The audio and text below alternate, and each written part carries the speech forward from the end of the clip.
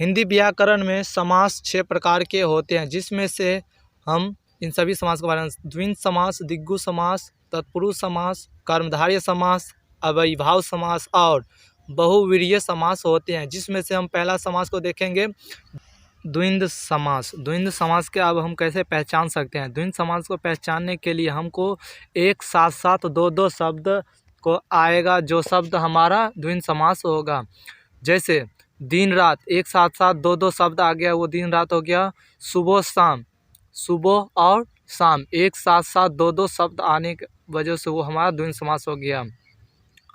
दाल और रोटी, ये भी हमारा एक साथ दो शब्द आ गए, ये भी हमारा द्वंद्व समास है।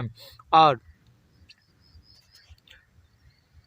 राजा और रानी, राजा और रानी एक साथ साथ दो दो शब्द आ गया है, यानी दोनों तरफ मतलब मिलता जुलता, यानी उसके विपरीत शब्द आने वाले शब्द द्वंद्व समास रहते हैं। द्वंद्व समास में दो यानी दोनों तरफ दो हैं, तो एक तरफ दो और दूसरे तरफ का भी हम दो समझ लेंगे, जो द्वंद्व समास होगा। एक तरफ का हम दो समझ लेंगे और दूसरे तरफ का भी दो समझ लेंगे, यानी कि एक तरफ से मिलता जुलता शब्द है। जैसे दिन रात, सुबह शाम, दाल रोटी, राजा रानी। और हम देखते हैं क्या है, कुछ पुत्र और पुत्री, ये भी एक साथ दो शब्द मिलता जुलता आ गया, ये भी हमारा द्वंद्व समास होगा। और देखते हैं कुछ आकाश और पाताल, आकाश पाताल, ये भी हमारा दो शब्द आ गए, यानी तरह से आने वाले शब्द को हम द्वंद्व समास बोलेंगे।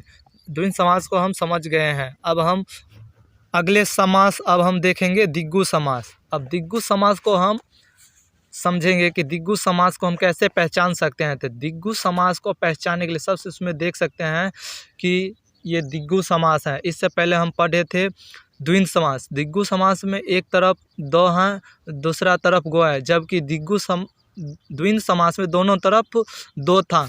इसलिए दिग्गु समास को हम समझने के लिए दिग्गु समास को अब हम कैसे पहचान सकते हैं कि दिग्गु समास को पहचानने के लिए हमको क्या जानना है कि दिग्गु समास में हम देख सकते हैं कि एक तरफ दो हैं, एक तरफ गो है, इसमें संख्या आना चाहिए। इन दिग्गु समास में संख्या आना चाहिए, जिसमें संख्या आएगा वो दिग्गु समास होगा। जिसमें संख्या आएगा वो दिग्गु समास होगा। दिग्गु समास को हम अच्छे से समझ जाएंगे ये देखने के बाद। सबसे पहले हम देखेंगे कि इसमें संख्या आना चाहिए। जैसे चौराहा, चौराहा में हमें चार रास्ता होता है, जिससे हम चार रास्ता समझते हैं। चौराहा यानी कि चार, यानी चार हमें संख्या में आ गया है। जैसे ही संख्या में आएगा वो हमारा समास दिग्गु हो जाएगा। चार रास्ते वाले को।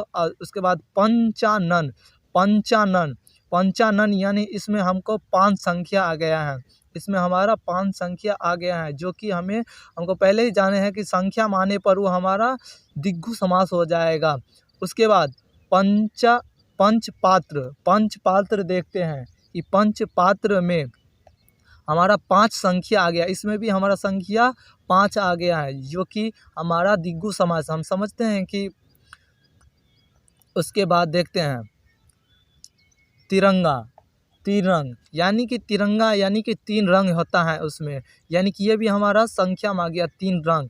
3 रंग यानी कि ये भी हमारा संख्या में 3, यानी कि ये भी हमारा 3 संख्या में आ गया। यानी कि हम समझ गए हैं कि दिग्गु समास को हम जानने के लिए उसमें हमको संख्या आना चाहिए। उसके बाद देखते हैं पंचवटी। पंचवटी में हमें पाँच वटी, यानी कि एक तरफ से हमें ये भी संख्या आ गया है, यानी कि 5 आ गया है। यानी कि हम समझ गए हैं कि दिग्गु समास को बारे में। अब हम देखते हैं चतुर्भुज।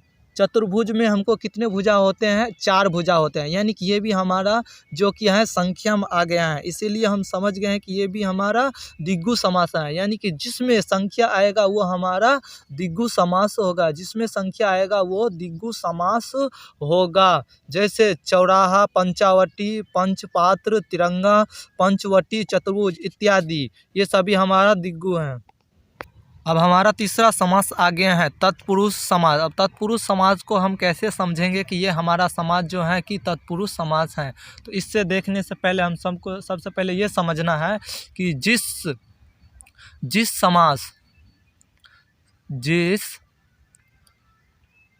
समास में मनुष्य जाति आएगा, चाहे वो पुरुष हो या स्त्री। जिस समास में मनुष्य जाति आएगा, चाहे वह पुरुष हो या स्त्री, वे तत्पुरुष समास होगा। वह तत्पुरुष समास होगा। जिस समास में मनुष्य जाति आए, चाहे वो पुरुष हो या स्त्री, वो तत्पुरुष समास होगा।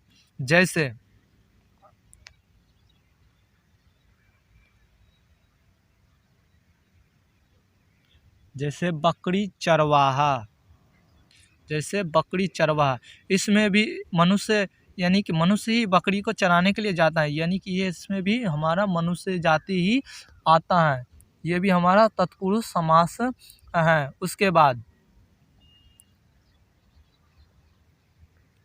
विजय पर्व, यानी कि विजय पर्व कौन मनाता है, यानी कि मनुष्य ही जो है विजय जीत के आता है तो वो विजय पर्व मनाता है, यानी कि मनुष्य, इसमें भी हमारा मनुष्य जाति ही आता है, क्योंकि विजय पर्व जो युद्ध जीत कर आता है तो वो विजय पर्व मनाता है, तो मनुष्य ही विजय पर्व मनाता है। उसके बाद देखते हैं कि डाकिया भी जो क्या है, एक मनुष्य ही है जो चिट्ठी एक जगह से दूसरी जगह पर पहुंचाता है।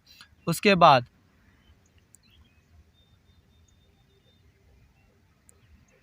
गाछ खोदवा, यानी कि गाछ खोदवा भी एक क्या है, मनुष्य ही है, क्योंकि वे गाछ को काटते हैं, उसको बनाते हैं, ये सब क्या है, उसमें भी मनुष्य ही आता है, यानी गाछ खोदवा भी क्या है, एक तत्पुरुष समास ही है। उसके बाद देखते हैं, यानी कि जिसमें मनुष्य आएगा वो हमारा तत्पुरुष समास हो जाएगा।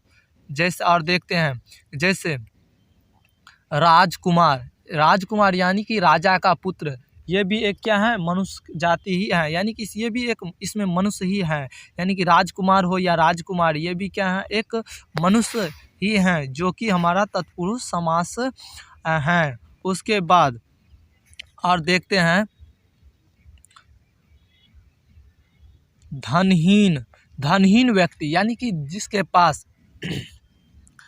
पास धन ना हो, यानी कि मनुष्य के पास ही धन ना होने के बाद वो क्या हो जाता है, धनहीन हो जाता है, यानी कि इसमें भी हमारा क्या आ जाता है, मनुष्य आता है, क्योंकि मनुष्य के पास ही धन नहीं है। उसके बाद देखते हैं गृह प्रवेश, यानी कि गृह प्रवेश यानी कि घर में कौन आता है, यानी घर में गृह प्रवेश यानी कि मनुष्य ही घर में प्रवेश करता है, यानी कि गृह प्रवेश, इसमें भी क्या है, मनुष्य ही आता है, इसलिए भी हमारा तत्पुरुष समास है। उसके बाद देखते हैं रेल यात्रा, उसके बाद रेल यात्रा,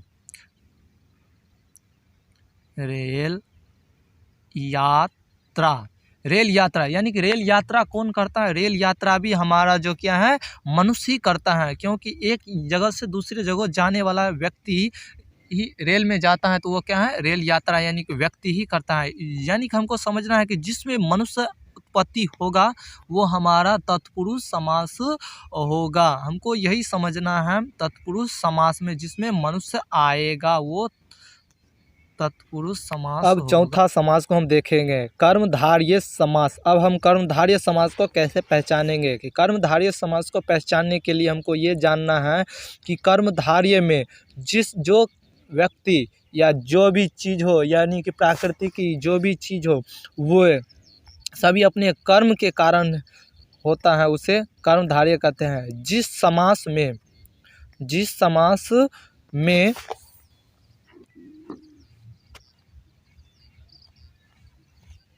कोई अपने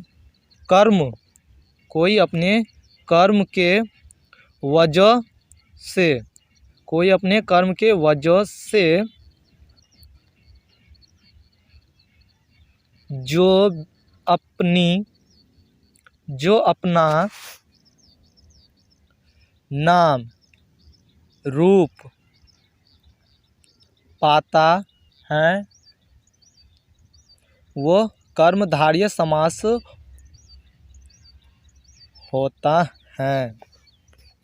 जिस समास में कोई अपने कर्म के वजह से जो अपना नाम रूप पाता है वो कर्मधारय समास होता है। यानी कि वो अपने कर्म के वजह से ही अपना रूप नाम सब क्या होता है कि उसका रूप नाम चेंज हो जाता है। जैसे हम देखेंगे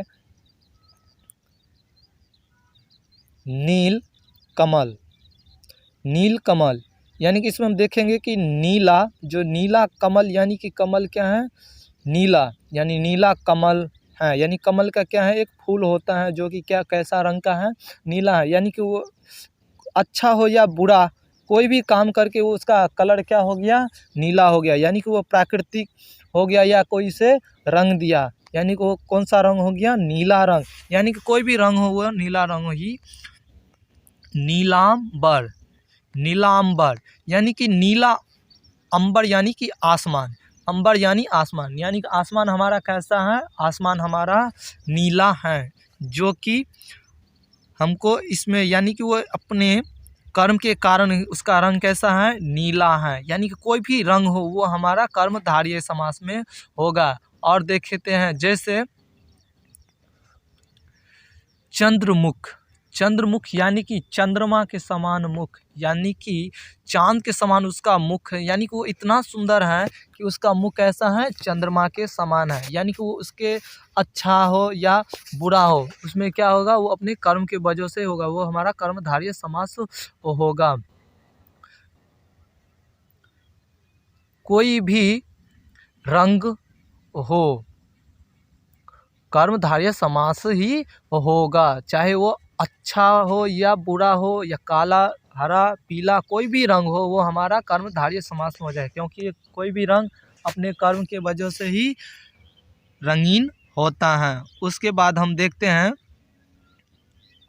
जिस समास में कोई अपने कर्म के वजह से जो अपना नाम रूप पाता है वो कर्मधारय समास होता है। नीलकमल, नीलांबर, चंद्रमुख, नीलकमल कोई भी रंग हो, यानी कि वो अपने रंग के वजह से ही कर्मधारय होता है। जैसे लाल पेन, लाल पेन यानी कि उसका पेन का कलर क्या है, लाल है। यानी कि उसमें ऐसा कोई गुण है जो उसमें क्या है, लाल उसे बनाता है, जो कि लाल पेन है।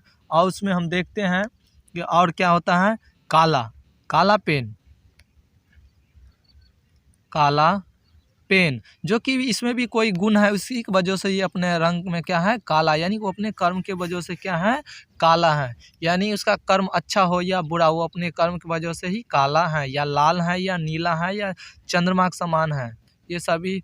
उसके बाद ये पचमा हमारा समास है अव्ययी भाव समास। अब अव्ययी भाव समास को हम कैसे समझते हैं, तो अव्ययी भाव समास को समझने के लिए सबसे पहले हम इसमें देखते हैं कि जो कि प्रकृति की देन हो, जिसे हम सिर्फ अनुभव कर सकते हैं, उसे छू नहीं सकते हैं। जिस समास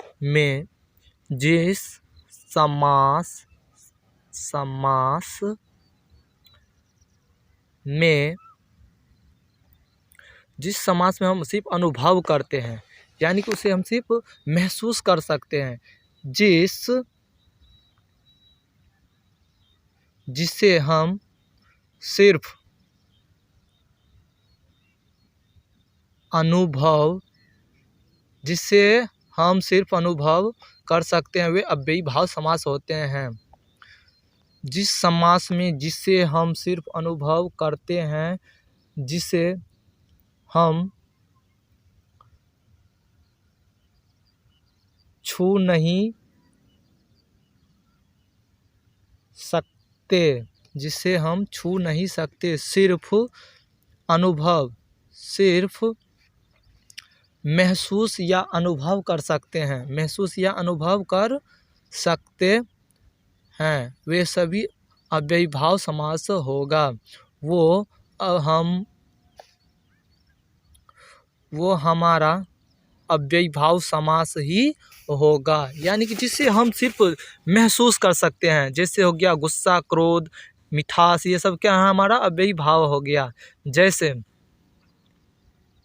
प्रत्येक दिन, यानी प्रत्येक दिन यानी एक तरफ से प्रकृति की देन है, यानी कि ये हमेशा हमारा नियंत्रण हमेशा चलता रहेगा, इसे हम रोक नहीं सकते, इसे हम पकड़ नहीं सकते हैं। समय, ये भी हमारा क्या हो गया, अव्ययीभाव समास हो गया। प्रत्येक दिन, सूर्य, यानी ये सब हमारा क्या हो गया, अव्ययीभाव समास। रात, ये सब हमारा कौन सा समास हो गया, अव्ययीभाव समास। अच्छा, अपाद मस्तक, अपाद मस्तक यानी कि हम जिसमें हम सिर्फ सोच सकते हैं, यानी कि हम अपाद मस्तक यानी हम खुद कुछ भी इसमें हम क्या करते हैं, सोच सकते हैं, यानी कि इसमें भी हम सिर्फ अनुभव ही कर पाते हैं, जिसे हम छू नहीं सकते हुए हमारा अव्ययीभाव समास होता है, यानी कि प्रकृति की दी हुई चीज़ जो हमारा अव्ययीभाव होता है। मिठास, मिठास एक तरफ से क्या है, मिठास, ये भी हमारा अव्ययीभाव समास है, क्योंकि इसे भी हम सिर्फ महसूस ही कर सकते हैं कि ये खट्टा है, मीठा है, स्वाद में कैसा है, यानी कि सिर्फ हमें महसूस कर सकते हैं। जिस वस्तु को या जिससे हम सिर्फ अनुभव करते हैं वही अव्ययीभाव होता है। और जैसे हम देखते हैं क्रोध, यानी कि क्रोध यानी कि गुस्सा, यानी कि गुस्सा भी एक क्या सा समास है, अव्ययीभाव ही समास है, जिसे भी हम सिर्फ अनुभव करते हैं कि उसमें कितना क्रोध है, कितना गुस्सा है।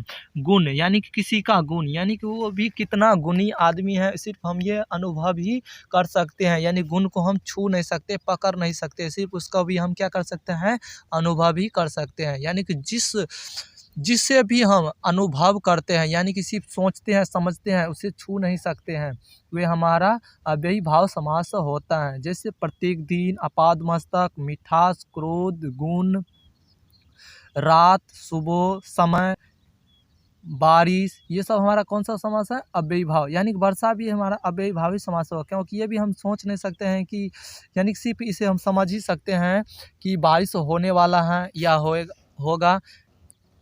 ये गुण, ये सभी हमारा कौन सा समास हो जाएगा, अव्ययीभाव समास हो जाएगा, यानी कि हम समझ गए अव्ययीभाव समास को। अब हम आगे देखेंगे कौन सा समास, अब आगे हम देखेंगे बहुव्रीहि समास। अब हम बहुव्रीहि समास को हम कैसे समझेंगे, तो अब हम बहुव्रीहि समास को देखेंगे कि जिस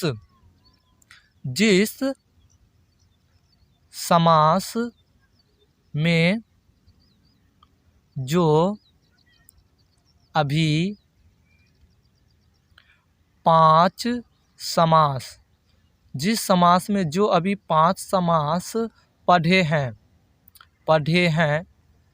जिस समास में जो अभी 5 समास, यानी कि अभी हम 5 समास जो पढ़े हैं, उनमें अगर उनमें नहीं आता है तो वही हमारा बहुव्रीहि समास हो जाएगा। यानी कि अभी जो हमारा 5 समास पढ़े हैं, अगर 5 समास में जो हमें पढ़े हैं, अगर वो हमको मिला के देखना है, अगर वो नहीं मिलता है तो हमारा कौन सा समास हो जाएगा, बहुव्रीहि समास हो जाएगा। यानी कि अब हमको बहुव्रीहि समास में एक तरफ से नाम आया, यानी कि किसी व्यक्ति या का भी अगर नाम आएगा तो वो भी हमारा कौन सा समास हो जाएगा, बहुव्रीहि समास हो जाएगा। जिस समास में जो अभी हम 5 समास पढ़े हैं उनमें से नहीं मिलने पर वो समास बहुव्रीहि समास होगा। बहुव्रीहि समास यानी कि जो हमारा दिग्गु समास, द्विंद समास, तत्पुरुष समास, अव्ययीभाव समास, बहुव्रीहि समास, यानी कि ये जो 6 समास हैं, 5 समास में अगर नहीं मिलेगा तो वो हमारा बहुव्रीहि समास हो जाएगा। अगर वीडियो आपको अच्छा लगा तो हमारे चैनल को सब्सक्राइब कर ले, क्योंकि अगर आप हमें को सब्सक्राइब करते हैं तो इसी तरह हम और भी अच्छे से अच्छे वीडियो बनाने की कोशिश करेंगे। धन्यवाद।